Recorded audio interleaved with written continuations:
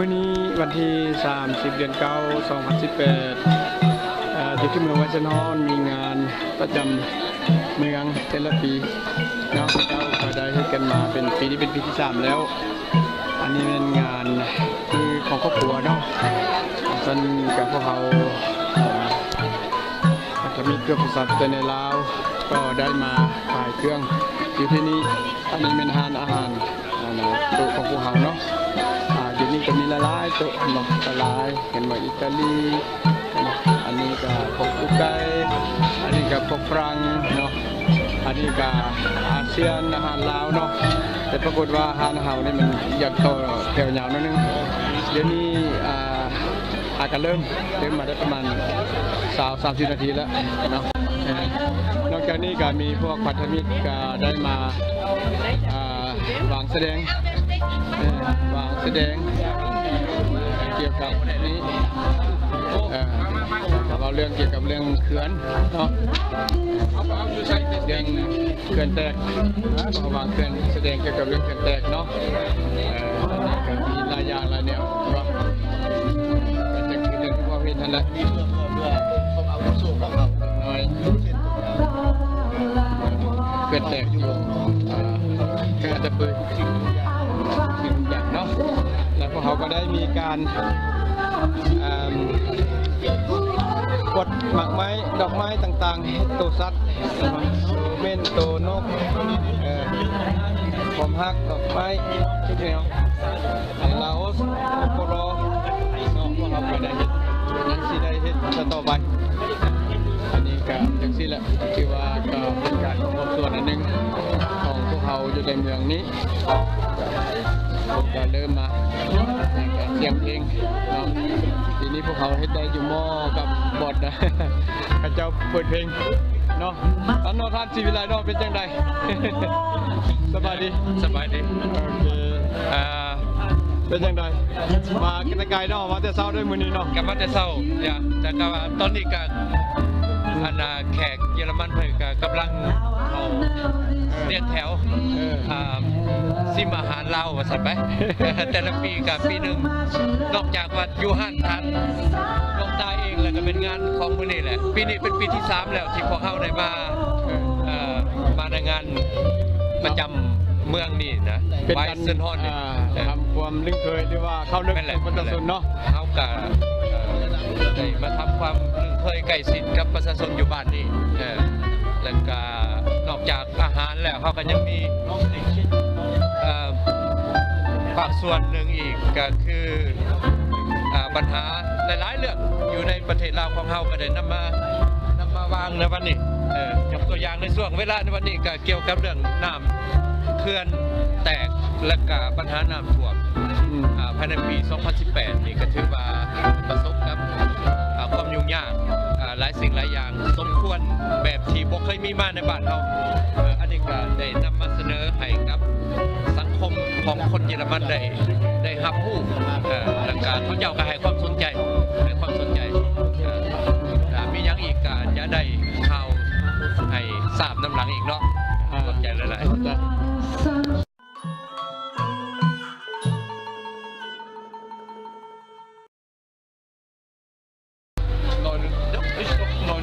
Jahre hier, bin auch geflüchtet aus dem Land, damals 75, waren wir 75 Jahre Militärdienst. Da war die Zeit, wo die ganzen 3 Länder, also Kambodscha, Laos und Vietnam, die Amerikaner ziehen dann nach Hause. Das ist auch alles mit Vietnam-Krieg. Also Vietnam und Kambodscha ist nicht bekannt. Laos hört man nie was. Laos ist seit 75 auch ein Parteienstaat. Ja. Immer noch heute. Ist noch kommunistisch. Immer noch. มาเซนอนจากศิลาที่จะกลางเมืองเก่าเห็นบ่บอนนี้นี่เป็นแต่ปี1300เนาะสมัยเจ้าฟังงุ่มบุญแหละเมืองนี้นะเห็นบ่คนก็หลายคนก็ผู้ใดก็สดชื่นแจ่มใสหนึ่งวายเส้นหอนนาอยู่หน้าเสามีคนลาวเข้ามาใส่เห็นบ่อันนี้เป็นจากโรงเรียน โรงเรียนดนตรีของเมืองนี้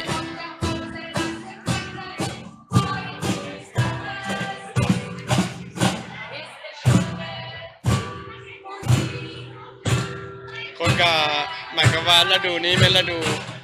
ใบไม้หล่นแล้วถือว่ามีเด็ดอย่างนี้มันถือว่าเป็นโชคดีที่สุดแล้วเนี่ยที่จริงแล้วมันก็มียาวลงฮอดพุทธในกลางเมืองนี่แหละหลายมี30แห่ง30บริษัทที่มาลิ้นมาขายเครื่องเมืองปีนี้ปีการนี้มี2บริษัทมีรายการลิ้นให้เด็กน้อยครอบครัวทุกอย่างอันนี้มือแห่งครอบครัวและก็อาหารของสัตว์นี่แหละคนก็มากิน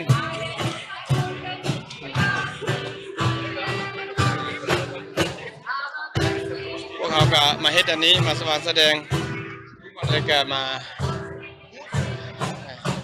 Wollen Sie etwas sagen, oder? Schauen, ich sage Ihnen was. Ja? Okay. เพิ่นก็ว่าเพิ่นสนใจว่าเขาสิเฮ็ดให้เพิ่นเบิ่งว่าเขาเพิ่นอยากเบิ่งหยังเนาะ What wollen Sie vielleicht? Blumen oder Blumen, gell? Sowas, ne? Okay, ich mag, gell?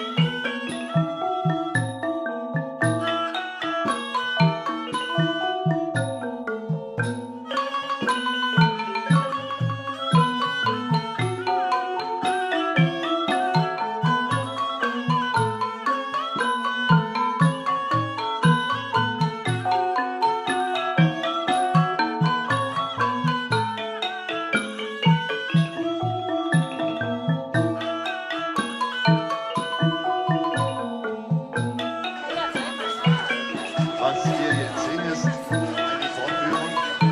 von unserer Kinder- und Jugendabteilung. Und so beginnt bei uns jedes Training mit Aufwärmen. Wichtig ist, die Muskulatur muss richtig warm sein, damit es keine Verletzungen gibt.